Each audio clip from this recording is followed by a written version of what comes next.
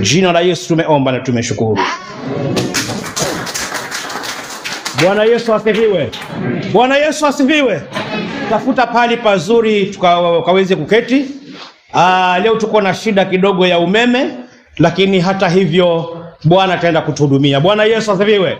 Nataka kumshukuru Mungu kwa sababu ya kila mmoja ambaye amekuja katika ibada hii. Ni ibada ambayo ni ibada ya baraka. Tumehisi kubarikiwa toka tulipoingia mahali hapa asubuhi. Nataka nimshukuru yule ambaye amenena, ametangulia asubuhi ya siku ya leo. Lilikuwa ni neno la kutia nguvu na kutia moyo. Bwana Yesu asifiwe. Na nataka niseme ya kwamba Mungu aliye hai akapate kumbariki na kumtendea mema. Pale amepunguza, Bwana apate kumbariki. Roho wa Mungu amenena naye, na yale ambayo ameweza kuyagusia mengi ni yale utakayoenda kuyagusia. Jambo la kwanza ni juu ya imani. Tunaenda kujifundisha kiini cha neno la siku ya leo ni imani. Bwana Yesu asifiwe. Imani. Sema, mwambie mwenzako imani. Na amesema kwamba imani ni kuwa na uhakika ya mambo yanayotarajiwa na ni bayana ya mambo yasiyoonekana, lakini uamini 100% ya kwamba ya kwamba inawezekana, ya kwamba iko hivyo. Bwana Yesu asifiwe. Hiyo ndio imani. Na neno la Mungu linaendelea kutukumbusha ya kwamba imani haiji isipokuwa ni kutokana na kulisikia neno la Mungu. Unapolisikia neno la Mungu, unapolisikia na kulishika na kulitimiza, linajenga imani katika maisha yako. Bwana asifiwe. Imani ziko mbili. Imani iliyo hai na imani iliyokufa. Imani iliyo hai inafanya maajabu.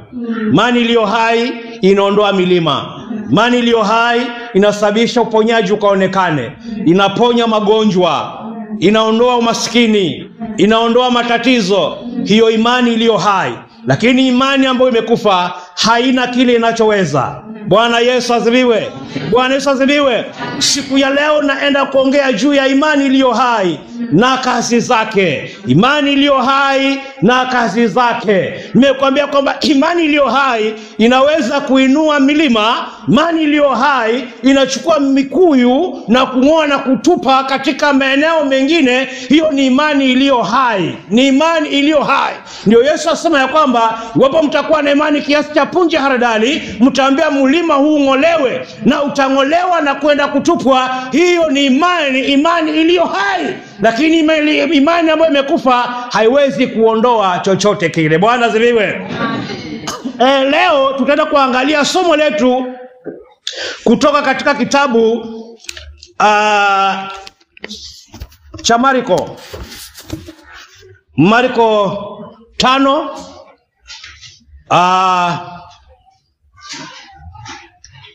25 mpaka 34. Marko mtakatifu, baadhi ya vile vitabu vya Injili. Utakuta maneno haya pia yameandikwa katika zile Injili zingine kama Mathayo, kama Luka, na hapa tunaiona katika Marko. Na hapa kuna kisa kilichotendeka na tutajifundisha kutokana na hicho kisa. Hapa kuna kisa cha mama mmoja ambaye alikuwa na ugonjwa wa kutokwa na damu kwa muda wa miaka 12. Mama huyu aliteseka mateso mengi, siku nyingi. Kutokwa na damu muda wa miaka 12 si jambo la rahisi, ni jambo gumu. Mama huyu aliishi katika mateso.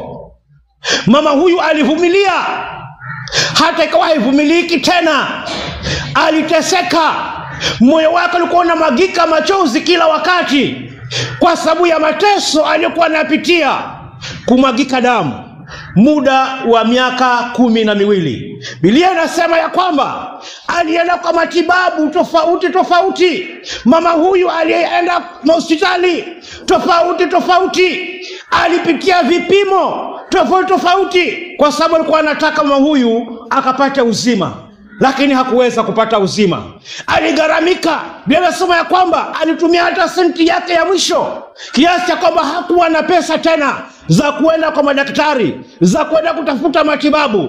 Aliishi katika mateso na katika masikitiko. Mama huyu moyo wake ulikuwa umejaa kilio. Kama moyo wa mama huyu mtu angeweza kufungua, angeona machozi yalikuwa yamejaza ndani ya moyo wa mama huyu. Bwana Yesu asifiwe. Lakini siku moja, mwambie mwenzako, lakini siku moja. Lakini siku moja. Lakini siku moja. Akasikia habari za Yesu wa Nazareti, Bwana wa mabwana, mfalme wa falume, jemedari wa jemedari, Mungu mwenye uweza, yuko pahali amesimama akiwa katika mkutano. Naye mama huyu akachukua imani, kwa sababu kama ni kuaguliwa, aliaguliwa sana, hakupata manufaa. Jamii zake walikuwa wanamhesabia, wanapiga hesabu ya kwamba bakia akufe, kwa sababu aliaguliwa, kwa sababu alienda hospitalini na hakufaulu na damu inaendelea kumwagika. Jamii zake wakawa wamekosa matumaini. Wanaona mtu ambaye kesho atakufa, wanaona mtu ambaye hawatakuwa naye, wakawa wamekosa matumaini, naye akawa amekosa matumaini. Aliposikia habari za Yesu, Bwana Yesu asifiwe, imani iliyo hai. Mwambie mwenzako, imani iliyo hai. Aliposikia habari za Yesu, akaenda kwa Yesu. Amen. Amen. Alikuwa amesikia ya kwamba huyu Yesu alimfufua Lazaro. Alisikia ya kwamba huyu Yesu aliponya wengi katika Biblia. Hata yule mwanamke uzao wa Ibrahimu alikuwa amemea nundu, Yesu akaenda kumwekea mkono na akafunguka. Aliposikia kwamba ndio huyo yuko na mkutano, mwanamke yule, mama yule tokwa na damu, akachukua hatua ya imani, imani iliyo hai. Akasema moyoni mwake ya kwamba siku ya leo huu ugonjwa naenda kuutupa. Siku ya leo huu ugonjwa naenda kuacha. Siku ya leo afya yangu inaenda kuregea. Na akashika njia mpaka pale alipokuwa Yesu. Na alipofika pale, alikuta kwamba Yesu amesongwa na makutano. Watu wameenda wamsikilize, wameenda ili waponywe, wameenda ili wahudumiwe, na akakuta amezungukwa kiasi ya kwamba hawezi kumfikia. Lakini akaona, akaangalia kwa chini, akakuta vazi la Yesu, akawa analiona.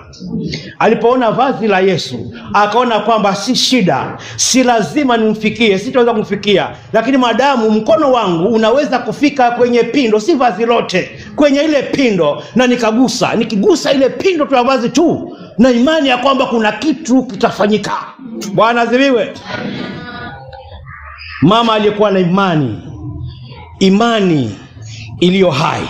Mama yule akakaribia kweli, akaingiza mkono wake na akagusa pindo la vazi la Yesu. Alipogusa upindo tu wa vazi la Yesu, Biblia inasema ya kwamba yule mama, chemi ya damu ilikuwa ikitoka 12 ilikauka pale na pale. Bwana asifiwe. Mama akapata uponyaji baada ya kugusa tu pindo. Aligusa kwa imani. Mama huyu alikuwa na imani na akagusa pindo kwa imani. Imani aliyokuwa nayo ikafanya kwamba kabisa kupata uponyaji. Mama yule, chemi ya damu ilikuwa imetoka ikamwacha, na ilipomwacha Yesu akahisi ya kwamba kuna kitu kimefanyika, kuna nguvu zimemtoka. Akageuka akawaambia wanafunzi wake, ni nani aliyenigusa? Wanafunzi wakasema, kwani wewe Bwana huoni mkutano wote, hawa watu wote kwani huwaoni? Kwa hiyo unauliza nani aliyekugusa? Watu ni wengi, kila mmoja anataka kugusa, ni wengi waliokugusa. Sema hapana, kuna mtu ambaye amenigusa, na aliponigusa kuna uwezo umetoka, na huo uwezo umefanya jambo katika maisha huyo mtu. Huyu mama yakawa yuko kando anatetemeka. Kwake anahisi ya kwamba amepatwa na mashaka. Bwana asifiwe. Kweli chemichemi zimekauka, lakini ana hofu. Ataambiwaje, itakuwaje? Bwana asifiwe. Yesu akamuona. Na alipomuona yule mama pia naye akasongea karibu. Akamwambia yote. Bwana asifiwe. Amen. Akamwambia hali yake yote na kile kimetendeka kwake. Bwana asifiwe. Amen.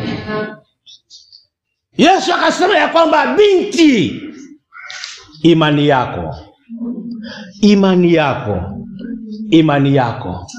imekuponya. Amen. Mtu aliyetokwa na damu kwa muda wa miaka 12 kwa imani, kwa sekundi moja anapona. Damu zinakauka, chemichemi inakauka. Yesu anambia kwamba imani yako binti imekuponya. Enenda zako kwa imani. Bwana asifiwe. Mama yule akatoka pale, watu wanamwangalia, ndio huyo anaenda. Mama ndio huyo anaenda. Huyo mama ndio huyo anaenda, amepona. Mama ndio huyo anaenda, amepona. Alikuwa anatembea kinyonge, anatembea na nguvu, kwa maana sasa amepata afya. Kuna watu walikuwa wanamhesabia miaka ya kwamba mwaka huu lazima tuzike, mwaka ujao hautapita tutazika huyu mama, kwa sababu ya hali walikuwa wanamjua na hali walikuwa wanamuona na hali ya kuzorota kwa afya yake, wakawa wanapiga hesabu zao. Lakini akakutana na mfalme Yesu Kristo. Sema Yesu ni mfalme. Yesu ni mfalme. Yesu ni mfalme. Akakutana na mfalme. Leo tunamtangaza mfalme kwa sababu ni yeye wa jana, leo na hata milele.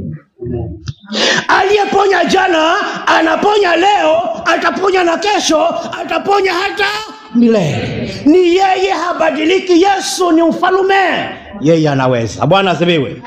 Hawa watu wakaanza kumtukuza Mungu, wakamtukuza Yesu. Bwana asifiwe. Kwa sababu mtu ambaye ameteseka miaka 12 anatembea kwa amepona, anatembea kwa mzima, hadithi yao ikageuka, hesabu zao zikageuka, maana amepona. Nataka niseme ya kwamba huenda kwa kuna mtu wamekupigia hesabu, nataka niseme kwamba siku ya leo uponyaji uko juu yako.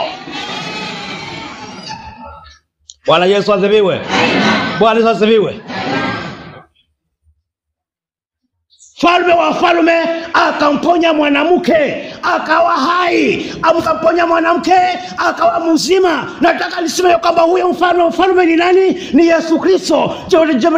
Ni nani? Ni Yesu Kristo. Siku ya leo anakujua uko mahali hapa na anajua kama unapitia nini. Bwana Yesu asifiwe. Anajua unachopitia. Bwana Yesu asifiwe. Amen. Haijalishi yako imechukua miaka mingapi. Inaweza kuwa imechukua miaka 2, miaka 3, haijalishi. Kwake miaka si kazi, kwake miaka si jambo. Bwana asifiwe. Kwake yeye miaka si chochote, masiku si chochote, masaa si chochote. Yeye anaweza, haijalishi ilitoka wapi, haijalishi ikoje, iko ya kiasi gani, kwake yeye anaweza. Mama yule alikuwa anatokwa na damu. Inaweza kuwa kwako wewe si kutokwa na damu, lakini kuna jambo limekutesa katika maisha yako, limeumiza moyo wako, limefanya kwamba hulali, unaona mauti, unaona kifo, na kutangazia habari za mfalme Yesu aliyemponya yule mama ya kwamba yuko na atakuweko na yuko anayeweza, atakuponya, atakufungua, atakuinua kutokana na kilio unachokipitia. Bwana Yesu asifiwe. Bwana Yesu asifiwe. Mama yule aliondoka pale kwa ametua moyo, aliondoka pale kwa ametua moyo akiwa ni mzima, aliondoka pale kwa amepata amani katika maisha yake.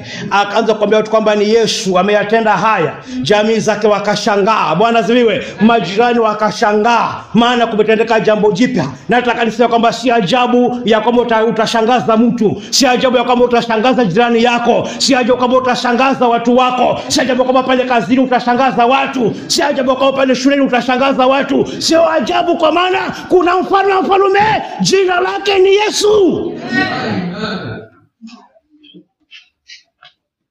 Bwana Yesu asifiwe.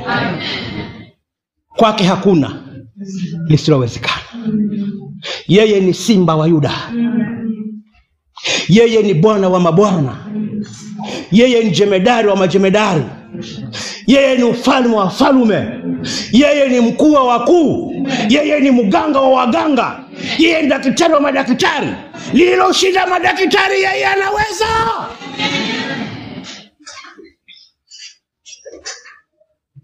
Bwana Yesu asifiwe. La mama kwa limeshinda madaktari. Madrasa kwa kwamba hii imefika mwisho, hii hapa haiwezekani tena. Hii hatuiwezi. Hii ni kansa. Hii ni nini? Hii ni nini? Wakataja majina mengi kwa yule mama. Lakini ufalme alipokuja, aliona tu ni kitu kidogo na akaondoa. Nataka nisi kwamba ulichonacho ni kitu kidogo, atakiondoa. Unachekwacho ni kitu kidogo, atakiondoa. Katika afya yako atakiondoa. Kile kinachokutesa atakiondoa, ni kitu kidogo kwake. Bwana Yesu asifiwe. Anachohitaji ni imani. Imani iliyo hai.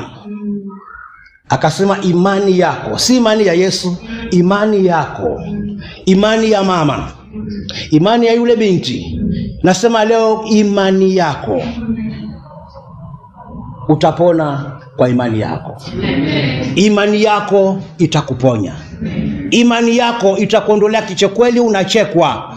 Watu hawaoni kwamba ni chochote kupale kwa boma lenu. Hawakuhesabu kwa sababu ye hali ulio pengine, kwa sababu huna kazi, huna pesa, wewe ni mgonjwa, wewe ni matatizo tu. Unaonekana kana kwamba ni matatizo ama kama ni tatizo kwa hiyo jamii. Nataka niseme kwamba imani yako itakusababisha kwamba ukaweze kupata kibali kwa hiyo jamii.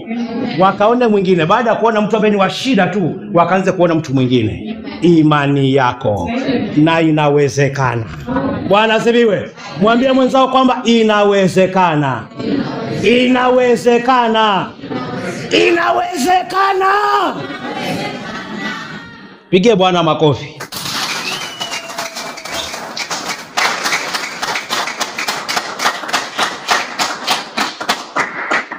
Watu wakaanza kumshangaa yule mama.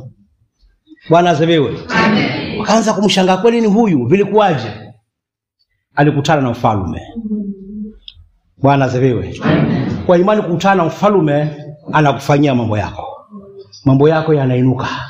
Yale yaliyolala yanainuka. Kwa imani anakuponya. Kwa imani anakutia nguvu. Bwana Yesu asifiwe.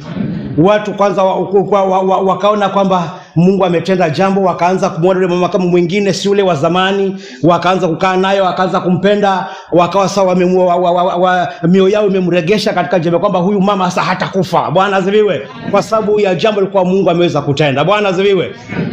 Vile wanakuamini na vile wanakuchukulia, wanaweza wakafuta hivyo, wakaanza maandiko mapya juu ya maisha yao. Bwana asifiwe. Vile wanakuthamini kwa hawakuthamini, wanaweza wakafuta kutokuthamini, wakaanza kuthamini katika maisha yako. Bwana Yesu asifiwe.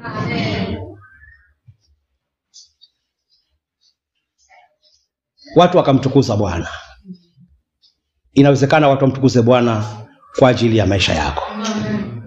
Ni imani. Kuna watu wamekaa katika hali ngumu, hali ya mateso. Mioyo ya watu imejaa vilio. Kuna watu hawajui watafanya nini. Wamejaribu kwa maarifa yao, wamejaribu kwa pesa, wamejaribu kutafuta mashauri mbalimbali, lakini hali inazidi kuzorota, hali inaendelea kuwa mbaya. Maisha yao, mtu anaona kifo, anaona tu kifo. Yeye mwenyewe anaona kifo, anaona kwamba mimi sina kazi, anaona tu milima huko mbele. Lakini nataka niseme kwamba kuna nuru katika Yesu. Bwana Yesu asifiwe. Inawezekana katika Yesu. Bwana Yesu asifiwe. Linalokutesa ni dogo, unaloona giza ni dogo. Watu wamekuwa kweli haiwezekani, wamekwambia kweli haiwezekani, wamekwambia hautaolewa, unaweza kuolewa. Wamekwambia hutaoa, unaweza kuoa mpendwa. Wamekwambia hutazaa, unaweza kuzaa mpendwa. Wamekwambia kwamba hutanunua shamba, unaweza kununua shamba. Tuambia kwamba hautajenga, nataka niseme kwa jina la Yesu unajenga. Kwa jina la Yesu unanunua shamba. Kwa jina la Yesu unaoa. Kwa jina la Yesu unaolewa. Kwa jina la Yesu kazi yako inapanuka. Kwa jina la Yesu unapata promotion. Yale yasiyowezekana katika maisha yako, kwa jina la Yesu yanawezekana. Maana yeye ni ufalme, maana yeye ni jemedari. Anaongeza mipaka yako, anaongeza mipaka yako, anaongeza mipaka ya utajiri wako, anaongeza mipaka ya nyumba yako.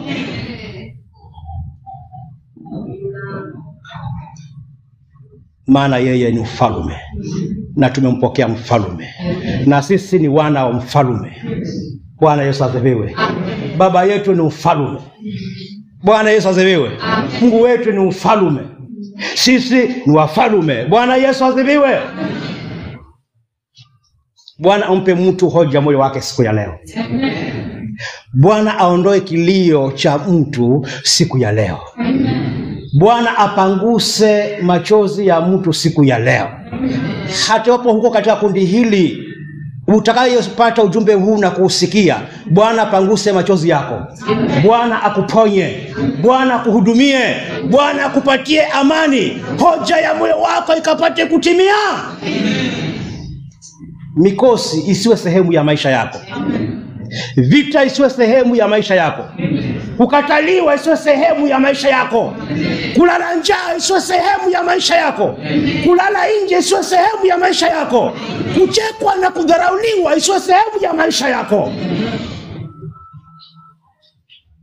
Neno nasema kwamba mtakuwa vichwa, hamtakuwa mikia.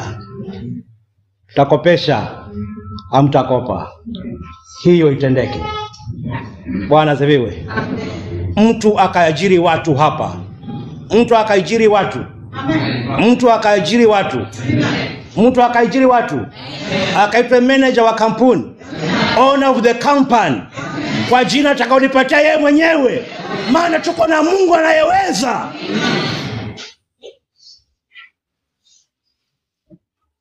Bwana Yesu asifiwe.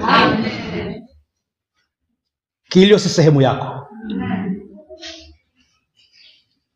Yesu yuko akupe amani siku ya leo. Mama hakuondoka na kulia, aliondoka akiwa amejawa imani. Amejawa amani katika moyo wake, maana Yesu alikuwa amemtendea. Acha Yesu akutendee siku ya leo. Bwana asifiwe. Acha kutendee siku ya leo. Haijalishi watu wamekwambia habari gani. Haijalishi watu wamesema nini juu yako. Wacha Yesu akutendee mema siku ya leo. Akuinue kutoka pale ulipo, na watu wakakuone ukitembea, watu wakuone ukiongea, watu wakuone ukiendesha. Bwana asifiwe. Ukidrive, kuendesha najua kuko mara mbili. Nipate ukidrive. Amen.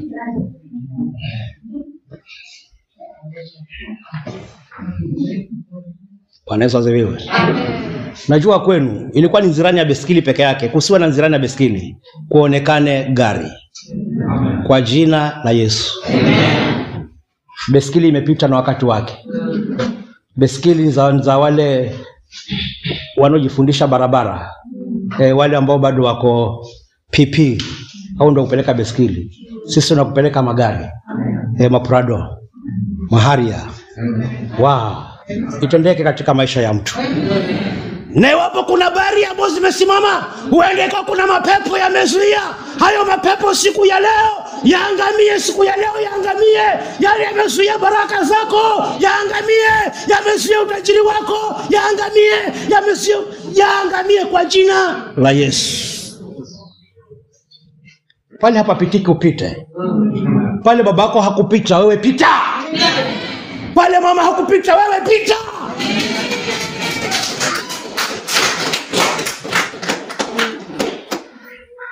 Mipaka yako na mipaka yako yenu ikapate kuongezeka.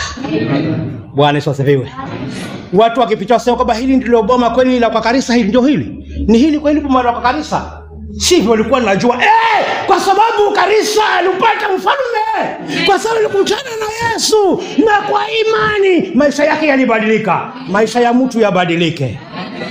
Watu wakashangae. Barabara za lami ziangalie kwa nyumba. Watu wakashangae. Madirisha ya vioo yakawekwe. Watu wakashangae. Watu wakashangae. Watu wakashangae. Watu wakashangae.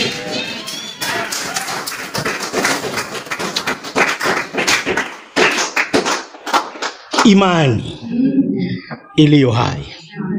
Imani kamilifu. Bwana Yesu asifiwe. Neno la Bwana si bure. Na likitoka linatoka lifanye kazi. Na siku leo utafanya kazi mahali hapa. Bwana asifiwe.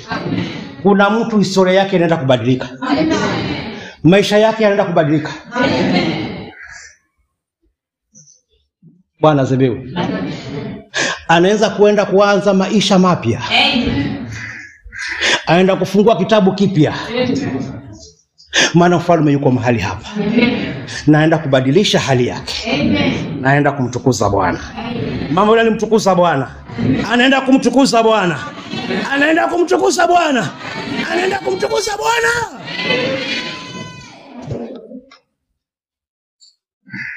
Sifa, utukufu na heshima zikamregelee Bwana.